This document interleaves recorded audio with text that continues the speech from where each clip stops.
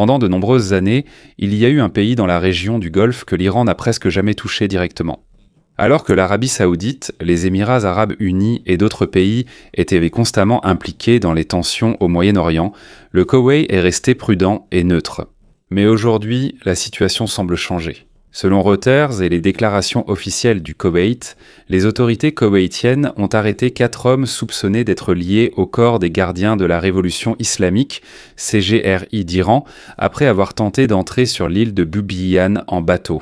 Pour beaucoup, ce n'est pas simplement un incident frontalier. C'est un signe que la tension s'étend dans le Golfe et qu'il est possible que même les pays qui évitaient auparavant les conflits directs ne soient plus à l'abri de l'aggravation du conflit régional. L'île de Bubiyan n'est pas une île ordinaire. Elle occupe une position stratégique près des frontières de l'Irak et de l'Iran. Elle est importante pour les routes militaires et maritimes du Koweït, surtout alors que la situation s'envenime dans le détroit d'Ormuz, un passage crucial pour l'approvisionnement mondial en pétrole. Au cours des derniers mois, les tensions n'ont cessé de monter entre l'Iran, Israël, les États-Unis et certains pays du Golfe. Et au fil du temps, la position des pays arabes de la région change progressivement. Au début de la crise, de nombreux États du Golfe ont déclaré qu'ils ne voulaient pas faire partie du conflit direct. Ils refusaient l'utilisation de leur espace aérien ou de leurs bases pour des opérations contre l'Iran. Mais selon des analystes et des rapports de Reuters, certains pays auraient changé d'avis après avoir été touchés par des attaques de missiles et de drones. L'un des plus touchés ici est les Émirats arabes unis. Selon un rapport du Wall Street Journal, également confirmé par Reuters, les Émirats arabes unis auraient secrètement mené des frappes militaires contre l'Iran au cours des derniers mois.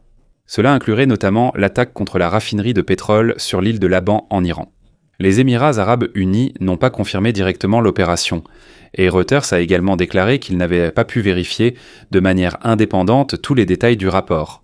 Mais même sans reconnaissance explicite, il est clair qu'il y a un changement dans la dynamique de la région du Golfe. Autrefois, de nombreux États arabes tentaient d'équilibrer leurs relations avec l'Iran et l'Occident.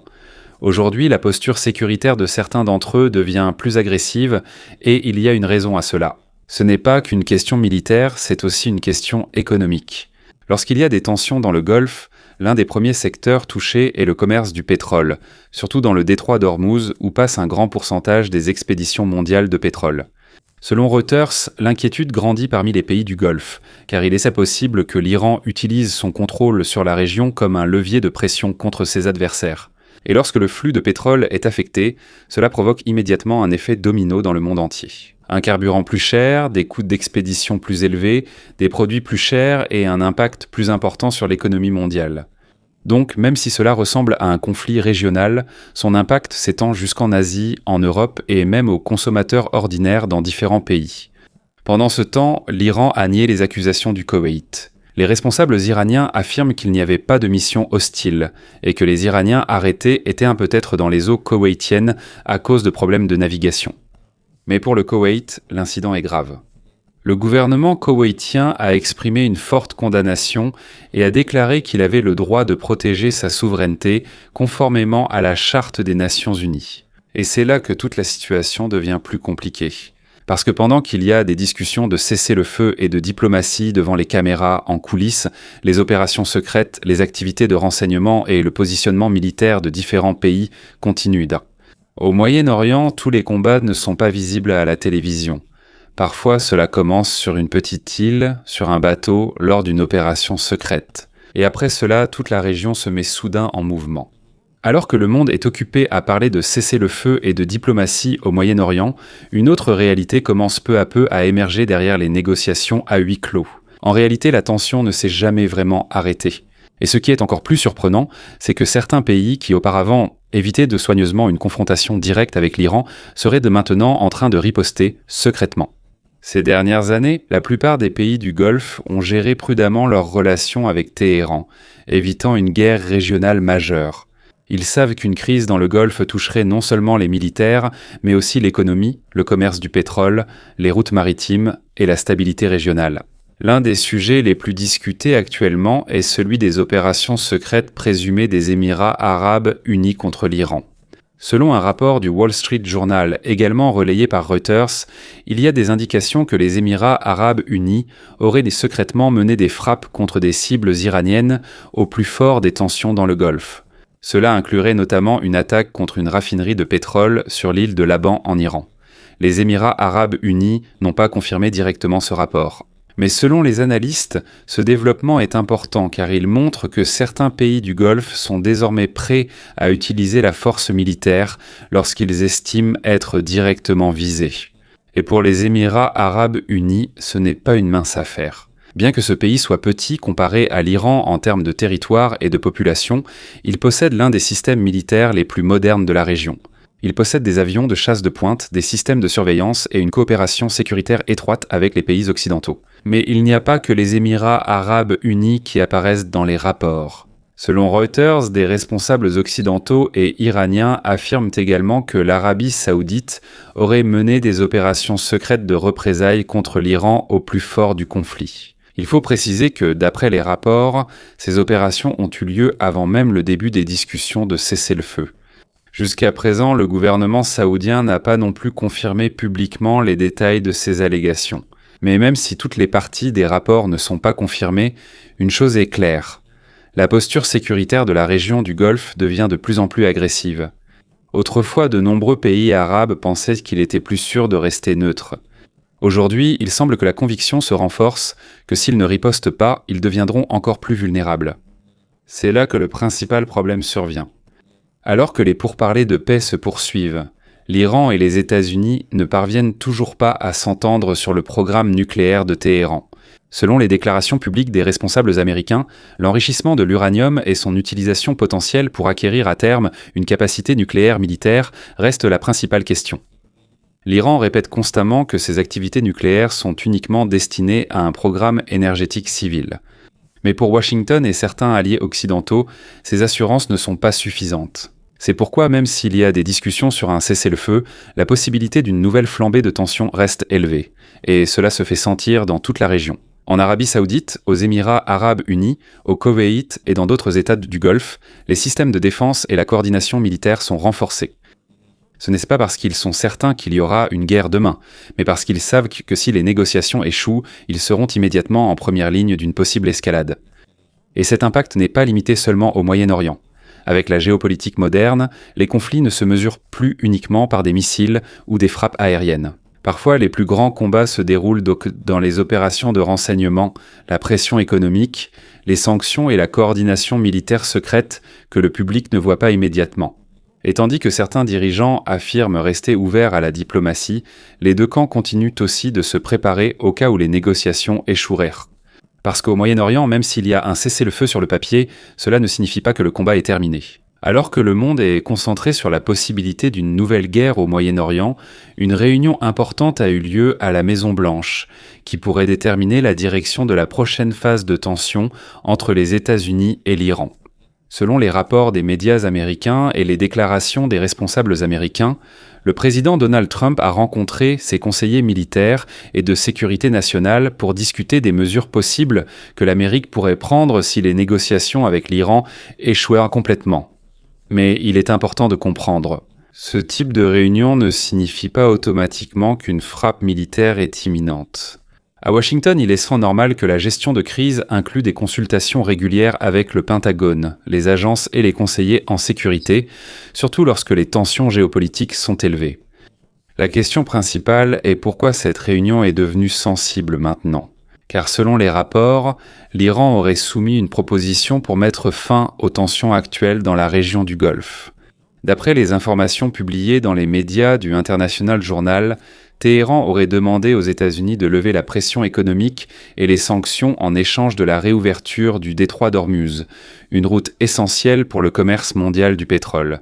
Mais voici le gros problème.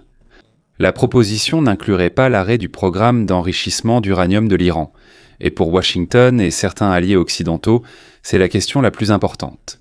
Les États-Unis, Israël et certains pays européens affirment depuis longtemps que l'augmentation rapide de la capacité d'enrichissement d'uranium de l'Iran pourrait lui permettre de fabriquer une arme nucléaire en moins de temps, s'il le souhaite. L'Iran nie à plusieurs reprises qu'il fabrique une bombe nucléaire. Selon Téhéran, leur programme nucléaire est uniquement destiné à l'énergie civile et au développement scientifique.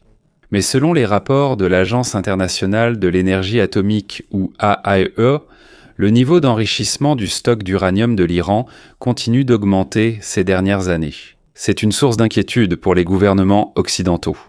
C'est pourquoi, même s'il y a des discussions de paix, la méfiance entre les deux parties reste profonde. Et pendant que cela se passe, il y a un autre pays qui se trouve discrètement au centre des négociations, le Pakistan. Au cours des derniers mois, Islamabad a tenté de jouer le rôle de médiateur entre Washington et Téhéran. Son objectif était d'aider à éviter une guerre régionale plus large. Mais aujourd'hui, il y a du nouveau. Une controverse a émergé, selon les rapports de CBS News et d'autres médias occidentaux. Des avions militaires iraniens seraient restés temporairement sur une base aérienne pakistanaise après les pourparlers de cessez-le-feu au cours des derniers mois. Cela inclurait des avions de reconnaissance utilisés pour des opérations de renseignement et de surveillance. Le Pakistan n'a toutefois nié l'existence de tout arrangement militaire visant à protéger les actifs iraniens. Selon leur ministère des Affaires étrangères, la présence de ces avions n'est liée qu'à la coordination diplomatique et sécuritaire pendant la poursuite des pourparlers de paix. Mais pour certains analystes, il n'est pas facile de dissiper les doutes des États-Unis à l'égard du Pakistan. En effet, Islamabad a une longue histoire de relations compliquées avec Washington. Pendant la guerre en Afghanistan, le Pakistan a été accusé à plusieurs reprises de jouer sur les deux tableaux. Le pays recevait le soutien des États-Unis, alors que certains éléments à l'intérieur du pays auraient également des liens avec les talibans et d'autres groupes militants. Ces allégations n'ont pas toutes été directement prouvées. Mais cela fait en grande partie des raisons pour lesquelles, jusqu'à présent, la communauté du renseignement américaine reste prudente dans ses relations avec le Pakistan. Et alors que la situation s'intensifie, il y a un autre facteur critique qui pourrait affecter l'ensemble du conflit, la Chine. Selon les rapports, cela est crucial pour Washington. Washington poursuit un engagement diplomatique avec Pékin, car de nombreux analystes jugent que la Chine est l'un des rares pays à avoir un réel levier économique sur l'Iran. La Chine importe beaucoup de pétrole de Téhéran et malgré les sanctions occidentales, Pékin reste l'une des principales bouées de sauvetage économique de l'Iran. Alors que les négociations entre l'Iran et les États-Unis se poursuivent, certains responsables américains deviennent de plus en plus sceptiques quant au rôle du Pakistan en tant que médiateur dans la crise. Une audition au Sénat à Washington a encore enflammé le débat. Lors de l'audition, le sénateur américain Lindsey Graham a directement interrogé les responsables militaires et de la défense au sujet des rapports selon lesquels le Pakistan permettrait à certains avions militaires iraniens de rester sur ses bases aériennes. Il n'est pas clair quelle est l'ampleur de l'opération ou quel est exactement le but de ces avions. Mais selon des rapports provenant des médias occidentaux, cela inclurait des avions de reconnaissance et de renseignement iraniens. Et pour certains responsables américains, c'est un gros problème. Parce que si des actifs militaires iraniens sont réellement protégés ou autorisés à rester au Pakistan, alors que ce pays sert aussi de médiateur dans les pourparlers de paix, il est naturel de remettre en question sa véritable neutralité. Mais d'un autre côté, il y a aussi un détail important qui est souvent négligé. Au cours des dernières semaines, certains responsables iraniens se sont également plaints que le Pakistan était trop pro-américain dans les négociations. Pour certains analystes, aussi ironique que cela puisse paraître, cela peut parfois être un signe que le médiateur essaie vraiment de trouver un équilibre. Lorsque les deux parties ne sont pas satisfaites, cela peut signifier qu'aucun camp n'obtient vraiment tout ce qu'il veut. Mais alors que le drame diplomatique se poursuit à l'extérieur de l'Iran, la véritable crise qui pèse actuellement à l'intérieur même du pays est bien plus grave, et c'est l'économie. Au cours des derniers mois, l'inflation en Iran s'est rapidement aggravée.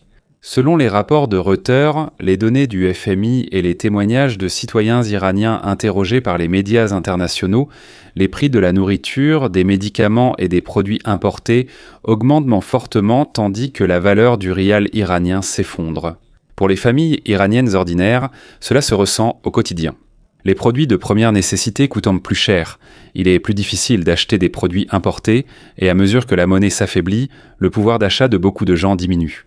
Selon la Banque mondiale et l'ITC, ces dernières années, une grande partie de cette pression économique est liée aux sanctions, à l'isolement du système bancaire international et à l'instabilité du commerce régional.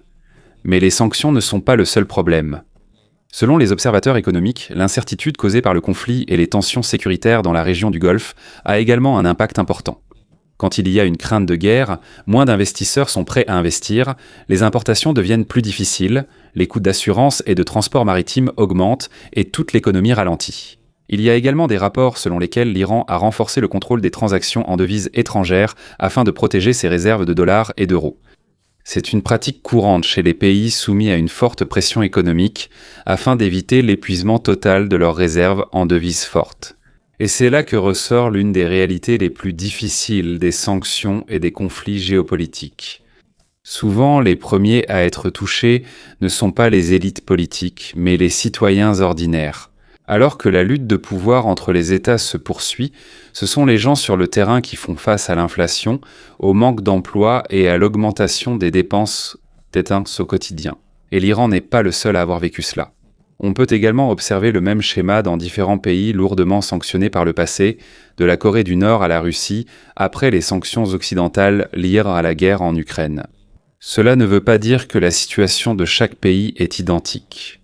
Mais cela montre à quel point il est difficile de faire changer de cap un gouvernement uniquement par la pression économique. Parce que même si l'économie s'affaiblit, cela ne veut pas dire que les dirigeants politiques suivent automatiquement les demandes des autres pays.